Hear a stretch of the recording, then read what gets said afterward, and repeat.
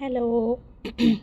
ഇതാണ് ബാംഗ്ലൂരിലെ കൃഷ്ണൻ്റെ ഏറ്റവും വലിയ അമ്പലം, ഇസ്കോൺ ടെമ്പിൾ. ഇവിടെ നല്ല അടിപൊളി വ്യൂ ആണ് കേട്ടോ. ഇവിടെയൊക്കെ നമുക്ക് ഒരു എന്താ പറയുക, പാലസിലൊക്കെ പോകുന്നത് പോലെയാണ് നമ്മൾ ഈ അമ്പലത്തിൽ വന്നു കഴിഞ്ഞാൽ ഇവിടെ കാഴ്ചകൾ കാണാൻ ഒരുപാട്. റോഡിൽ നിന്നുള്ള വ്യൂ ആണെങ്കിലും അമ്പലത്തിൽ നിന്നുള്ള വ്യൂ ആണെങ്കിലും നല്ല കാണാൻ തന്നെ ഒരു ഐശ്വര്യം, ഒരു പാർക്കും ഒക്കെ ആയിട്ടാണ് ഈ അമ്പലം ഇവിടെ കാണപ്പെടുന്നത്.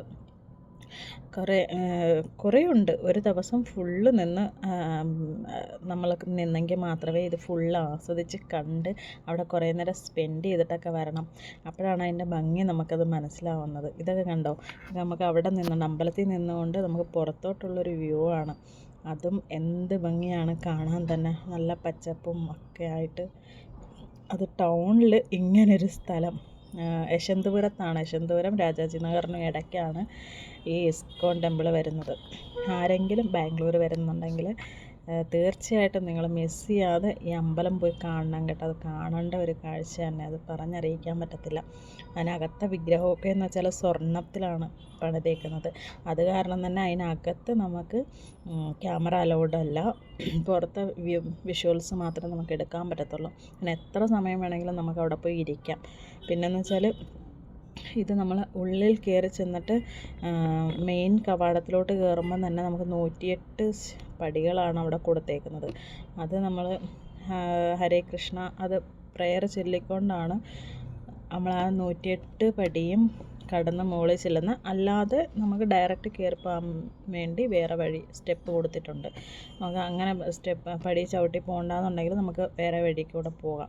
കാരണം എന്ന് വെച്ചാൽ അതിൽ പ്രെയർ ചൊല്ലി പോകുന്നത് കാരണം ഒത്തിരി താമസം വരും. അപ്പോൾ അല്ലാതെ ഇത് കാണാൻ വേണ്ടി മാത്രം വരുന്നവർക്കാണെന്നുണ്ടെങ്കിൽ ഇപ്പുറത്ത് സൈഡിൽ കൂടെ ഉള്ള വഴി കൂടെ കയറി പോയത്. ഞാൻ ആ പടി കയറിയില്ല. കാരണം എന്താണെന്ന് വെച്ചാൽ നേരത്തെ ഞാൻ പോയിട്ടുള്ളത് കൊണ്ട് ഞാനിപ്പം ഇല്ല, അപ്പുറത്തെ വഴി കൂടെ പോയാണ് ഈ വീഡിയോ ഒക്കെ എടുത്തത്. ഇവിടുന്ന് 2 വഴി കൂടെ നമുക്ക് അകത്ത് കയറാം. അത് ഒരു വഴി എന്ന് വെച്ചാൽ ഞാൻ നേരത്തെ പറഞ്ഞതുപോലെ സ്റ്റെപ്പുണ്ട് അവിടെ. സ്റ്റെപ്പല്ല, ഓരോ കല്ല് വെച്ചിട്ടുണ്ട്. അത് ഓരോ കല്ലും ചവിട്ടി നമ്മൾ പ്രെയർ ചൊല്ലി ഹരേ കൃഷ്ണ പറഞ്ഞുകൊണ്ടാണ് ഈ 108 പടി കഴിഞ്ഞിട്ട് നമ്മൾ അകത്ത് കയറുന്നത്. പിന്നെ നമുക്ക് അത് കയറണ്ട എന്നുണ്ടെന്നുണ്ടെങ്കിൽ ഇപ്പുറത്തെ വഴി കൂടെ നമുക്ക് നടന്നു പോകാം. അവിടുത്തെ കൊടിമരം കണ്ടോ. ഈ വഴി കയറിയാണ് നമ്മൾ മെയിൻ വിഗ്രഹം ഇരിക്കുന്നതിനടുത്ത് മണ്ഡപത്തിൽ വരുന്നത്. അപ്പോൾ നമ്മൾ പിന്നെ അപ്പുറത്തൂടെ കയറി വരണ്ടെന്നുണ്ടെങ്കിൽ ഇതുവഴി നമുക്ക് കയറി അതിനകത്ത് കയറാവുന്നതാണ്. ഇവിടെ ഒരു ചെറിയ വിഗ്രഹം ഇരിപ്പുണ്ട്. അത് കഴിഞ്ഞിട്ട് മെയിൻ വിഗ്രഹം ഇരിക്കുന്നിടത്ത് നമുക്ക് ക്യാമറ അലൗഡ് അല്ല.